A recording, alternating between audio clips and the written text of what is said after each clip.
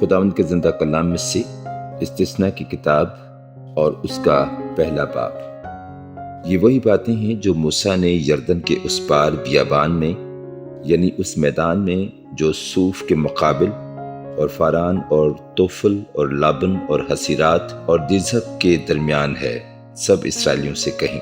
کوئی شاعر کی راہ سے ہورب سے قادس برنا تک 11 دن کی منزل ہے،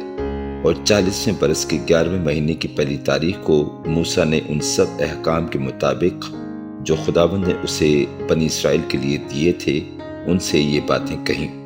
یعنی جب اس نے اموریوں کے بادشاہ سیہون کو جو حسبون میں رہتا تھا مارا،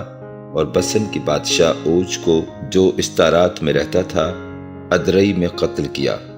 تو اس کے بعد یردن کے پار موآب کے میدان میں موسیٰ اس شریعت کو یوں بیان کرنے لگا کہ خداوند ہمارے خدا نے ہورب میں ہم سے یہ کہا تھا کہ تم اس پہاڑ پر بہت رہ چکے ہو، سو اب پھرو اور کوچ کرو، اور اموریوں کے کوہستانی ملک اور اس کے آس پاس کے میدان اور پہاڑی قطع اور نشیب کی زمین اور جنوبی اطراف میں اور سمندر کے ساحل تک جو کنانیوں کا ملک ہے، بلکہ کوہ لبنان اور دریائے فرات تک جو ایک بڑا دریا ہے چلے جاؤ۔ دیکھو میں نے اس ملک کو تمہارے سامنے کر دیا ہے، پس جاؤ اور اس ملک کو اپنے قبضہ میں کر لو، جس کی بابت خداوند نے تمہارے باپ دادا ابراہم اور اسحاق اور یعقوب سے قسم کھا کر یہ کہا تھا کہ وہ اسے ان کو اور ان کے بعد ان کی نسل کو دے گا۔ اس وقت میں نے تم سے کہا تھا کہ میں اکیلا تمہارا بوجھ نہیں اٹھا سکتا۔ خداوند تمہارے خدا نے تم کو بڑھایا ہے، اور آج کے دن آسمان کے تاروں کی مانند تمہاری کثرت ہے۔ خداوند تمہارے باپ دادا کا خدا تم کو اس سے بھی 1000 چند بڑھائے، اور جو وعدہ اس نے تم سے کیا ہے اس کے مطابق تم کو برکت بخشے۔ میں اکیلا تمہارے جنجال اور بوجھ اور جھنجھٹ کا کیسے متحمل ہو سکتا ہوں؟ سو تم اپنے اپنے قبیلہ سے ایسے آدمیوں کو چنو جو دانشور اور عقل مند اور مشہور ہوں، اور میں ان کو تم پر سردار بنا دوں گا۔ اس کے جواب میں تم نے مجھ سے کہا تھا کہ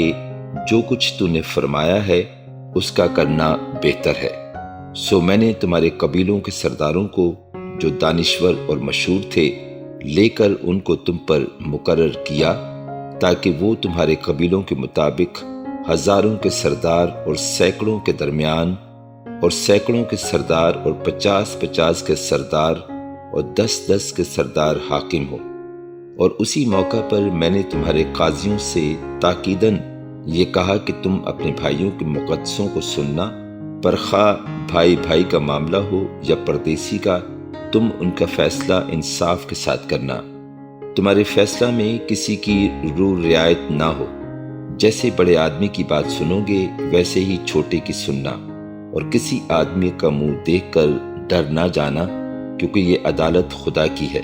اور جو مقدمہ تمہارے لیے مشکل ہو اسے میرے پاس لے آنا، میں اسے سنوں گا۔ اور میں نے اسی وقت سب کچھ جو تم کو کرنا ہے بتا دیا۔ اور ہم خداوند اپنے خدا کے حکم کے مطابق ہورب سے کوچ کر کے اس بڑے اور ہولناک بیابان میں سے ہو کر گزرے جسے تم نے اموریوں کے کوہستانی ملک کے راستہ میں دیکھا۔ پھر ہم قادس برنی میں پہنچے، وہاں میں نے تم کو کہا تم اموریوں کے کوہستانی ملک تک آ گئے ہو جسے خداوند ہمارا خدا ہم کو دیتا ہے۔ دیکھ اس ملک کو خداوند تیرے خدا نے تیرے سامنے کر دیا ہے، سو تو جا اور جیسا خداوند تیرے باپ دادا کے خدا نے تجھ سے کہا ہے تو اس پر قبضہ کر، اور نہ خوف کھا نہ ہراساں ہو۔ تب تم سب میرے پاس آ کر مجھ سے کہنے لگے کہ ہم اپنے جانے سے پہلے وہاں آدمی بھیجیں جو جا کر ہماری خاطر اس ملک کا حال دریافت کریں، اور آ کر ہم کو بتائیں کہ ہم کو کس راہ سے وہاں جانا ہوگا اور کون کون سے شہر ہمارے راستہ میں پڑیں گے۔ یہ بات مجھے بہت پسند آئی، چنانچہ میں نے قبیلہ پیچھے ایک آدمی کے حساب سے 12 آدمی چنے، اور وہ روانہ ہوئے اور پہاڑ پر چڑھ گئے، اور وادی اسکال میں پہنچ کر اور اس ملک کا حال دریافت کیا، اور اس ملک کا کچھ پھل ہاتھ میں لے کر اسے ہمارے پاس لائے اور ہم کو یہ خبر دی کہ جو ملک خداوند ہمارا خدا ہم کو دیتا ہے وہ اچھا ہے۔ تو بھی تم وہاں جانے پر راضی نہ ہوئے، بلکہ تم نے خداوند اپنے خدا کے حکم سے سرکشی کی اور اپنے خیموں میں کڑکڑانے اور کہنے لگے کہ خداوند کو ہم سے نفرت ہے، اسی لیے وہ ہم کو ملک مصر سے نکال لایا تاکہ وہ ہم کو اموریوں کے ہاتھ میں گرفتار کرا دے اور وہ ہم کو ہلاک کر ڈالیں۔ ہم کدھر جا رہے ہیں؟ ہمارے بھائیوں نے تو یہ بتا کر ہمارا حوصلہ توڑ دیا ہے کہ وہاں کے لوگ ہم سے بڑے بڑے اور لمبے ہیں، اور ان کے شہر بڑے بڑے اور ان کی فصیلیں آسمان سے باتیں کرتی ہیں۔ ماں سوا اس کے ہم نے وہاں اناکیم کی اولاد کو بھی دیکھا۔ تب میں نے تم کو کہا کہ خوف زدہ مت ہو اور نہ ان سے ڈرو، خداوند تمہارا خدا جو تمہارے آگے آگے چلتا ہے وہی تمہاری طرف سے جنگ کرے گا، جیسے اس نے تمہاری خاطر مصر میں تمہاری آنکھوں کے سامنے سب کچھ کیا۔ اور بیابان میں بھی تو نے یہی دیکھا کہ جس طرح انسان اپنے بیٹے کو اٹھائے ہوئے چلتا ہے، اسی طرح خداوند تیرا خدا تیرے اس جگہ پہنچنے تک سارے راستے جہاں جہاں تم گئے تم کو اٹھائے رہا۔ تو بھی اس بات میں تم نے خداوند اپنے خدا کا یقین نہ کیا، جو راہ میں تم سے آگے آگے تمہارے واسطے ڈیرے ڈالنے کی جگہ تلاش کرنے کے لیے رات کو آگ میں اور دن کو ابر میں ہو کر چلا، تاکہ تم کو وہ راستہ دکھائے جس سے تم چلو۔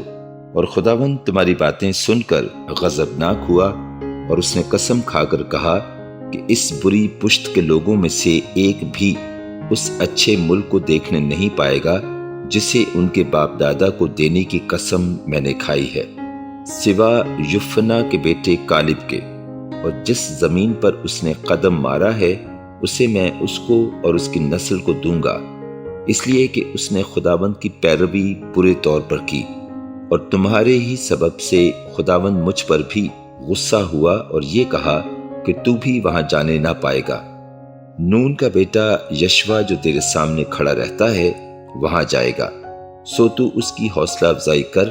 کیونکہ وہی بنی اسرائیل کو اس ملک کا مالک بنائے گا۔ اور تمہارے بال بچے جن کے بارے میں تم نے کہا تھا کہ لوٹ میں جائیں گے، اور تمہارے لڑکے بالے جن کو آج بھلے اور برے کی بھی تمیز نہیں،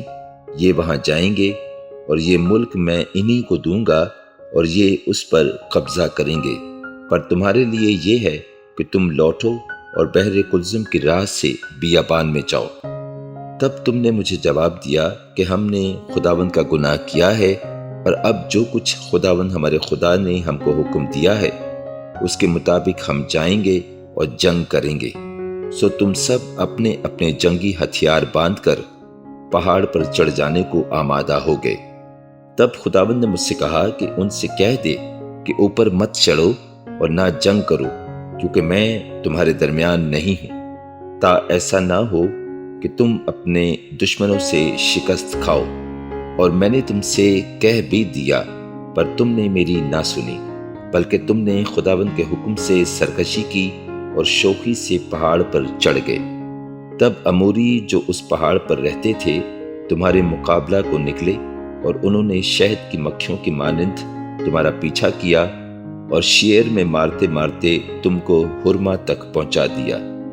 تب تم لوٹ کر خداوند کے آگے رونے لگے، پر خداوند نے تمہاری فریاد نہ سنی اور نہ تمہاری باتوں پر کان لگایا۔ پاک کلام کے پڑھے اور سنے جانے پر